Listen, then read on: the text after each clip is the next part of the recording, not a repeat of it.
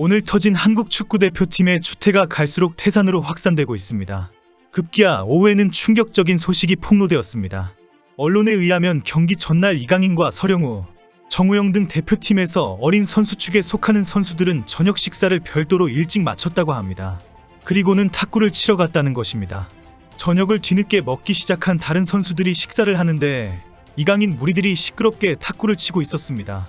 그때 주장인 손흥민이 여러 가지 이유를 설명하면서 탁구를 그만 칠 것을 요구했는데 이들은 전혀 말을 듣지 않았습니다.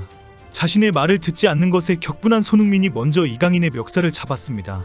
물론 갑자기 멱살을 잡은 것이 아니라 그 과정에 분노하게 하는 이강인의 태도가 있었을 것입니다. 그런데 멱살을 잡히자마자 이강인이 손흥민을 향하여 주먹을 날렸고 다행히 손흥민이 그 주먹을 피했습니다. 놀란 다른 선수들이 둘을 떼놓는 과정에서 손흥민의 손가락이 탈구되고 말았습니다. 이강인의 멱살을 잡고 있는 와중이었기 때문에 이강인이 몸부림치고 옆에서 뜯어 말리면서 오른손 중지가 탈구된 것으로 보입니다. 손흥민은 브라이턴전을 앞두고 실내 훈련장에 나타났을 때에는 중지에만 파란색 보호대를 하고 있었습니다.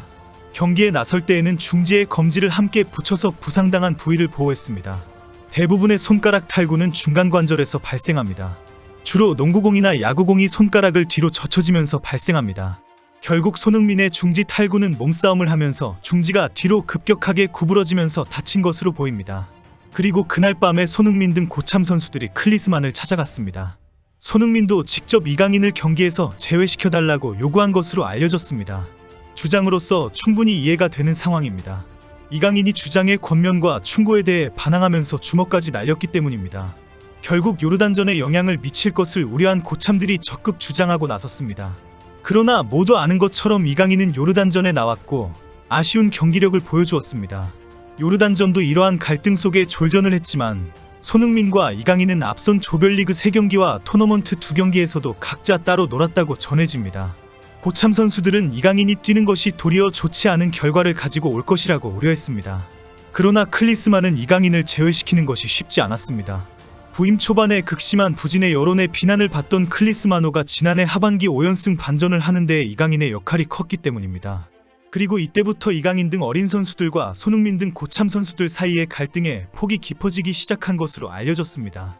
그래도 나이가 많은 선배인데라는 고참들과 나이 차이를 크게 생각하지 않는 어린 선수들 간의 따뜻한 대화가 단절되기 시작한 것입니다. 그때부터 이강인을 중심으로 한서령우, 정우영, 오연규, 김지수 등 어린 선수들 그룹과 손흥민과 김진수, 김영권과 이재성 등 최고참 선수들 그룹과 황희찬과 황인범, 김민재 등 96년생들이 주축이 된 그룹이 각자 자기들끼리 공을 주고 받는 모습이 늘어나기 시작했습니다.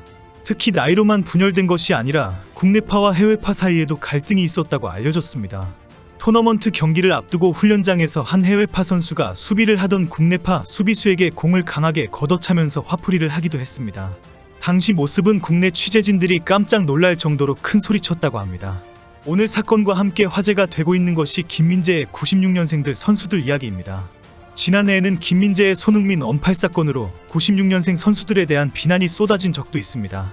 당시 대표팀에서 92년생인 손흥민, 이재성, 김진수, 황의조, 권경원 그룹에 96년생들이 파벌로 맞서고 있다는 소문이 나오기도 했습니다.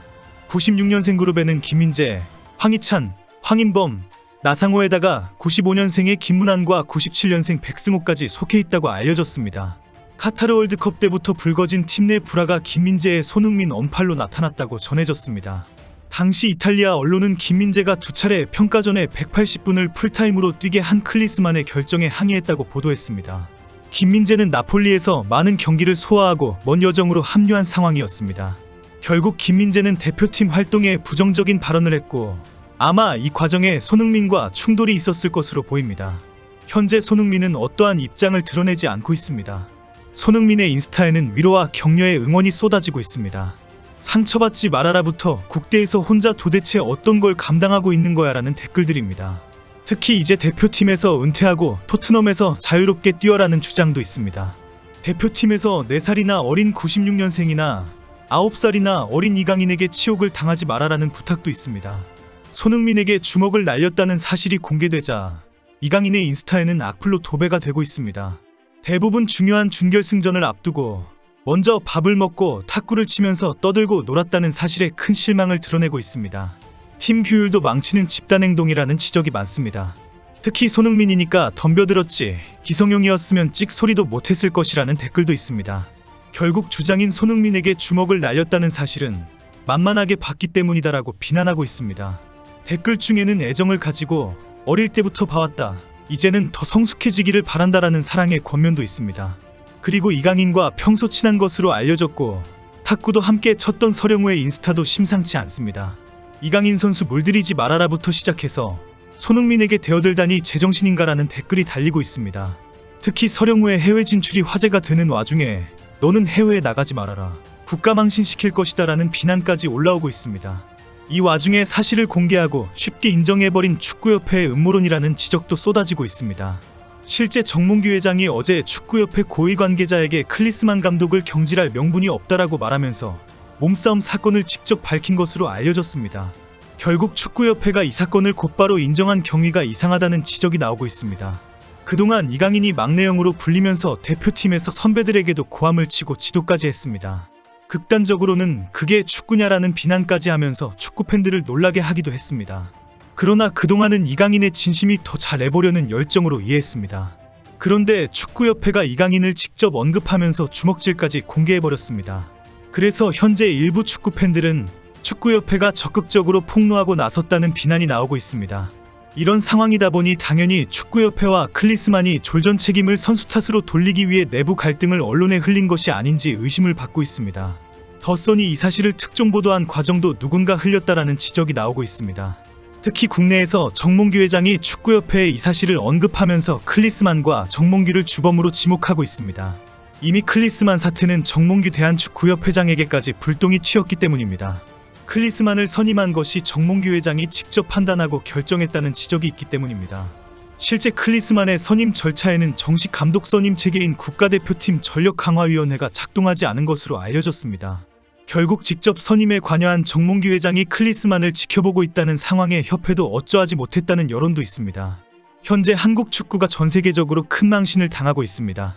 특히 손흥민과 이강인이 몸싸움을 했다라는 지적이 기정사실화되어 가고 있습니다.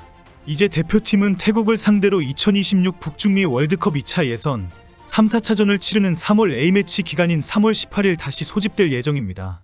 클리스만 퇴진과 대표팀의 어수선한 분위기 등을 정리하려면 시간이 너무 부족한 상황입니다. 결국 모든 원인과 책임이 정몽규 한 사람에 쏠리고 있습니다. 뒤죽박죽 만들어 놓았으면 빨리 책임을 져야 이 모든 문제가 해결될 것입니다.